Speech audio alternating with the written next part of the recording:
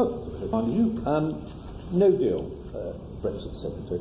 Can you tell first of all what a no deal Brexit is? Because I don't know what it is.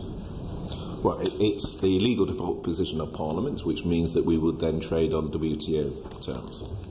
Does that mean that there would be no deals whatsoever with the European Union? No, as I think you're very aware as an astute observer of these issues, that we have put in place a whole series of agreements in terms of trade continuity, in terms of air.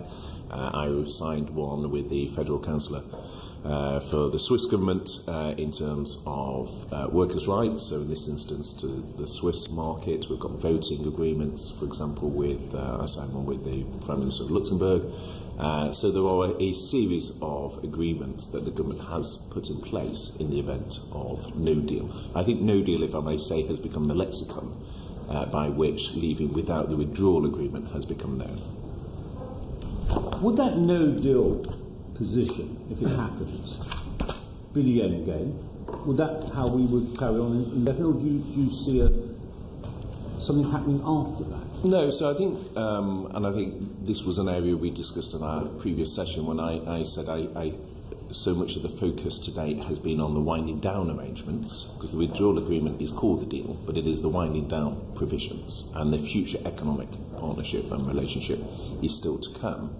And it was my personal view that insufficient focus, given the size and importance of the UK on the border of the EU as a third country, I feel that insufficient focus has been put on that future relationship rather than on the winding down provisions. In the event of no deal, the phase 2 issues would again very quickly come into play. So once you went into that, clearly there would be a desire on both sides to look at where improvements could be made, because I don't think anyone particularly would seek to stay on a sort of bare bones WTO basis for an indefinite period. So the international nature of many businesses, many European businesses with interest in the UK but across Europe, then I think it's in the interest, for the reasons the Chair set out earlier, of many sectors to reach those sort of agreements.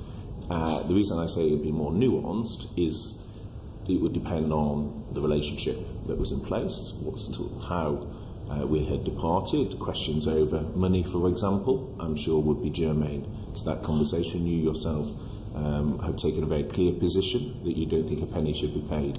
I think they should whistle for it.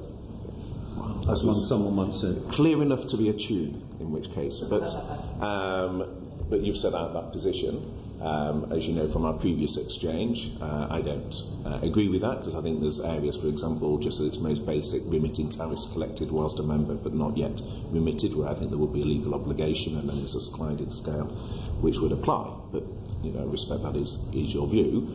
But I'm sure you would recognise those sort of questions will also shape the nature and the appetite of both sides to reach an agreement, and how extensive that agreement would be.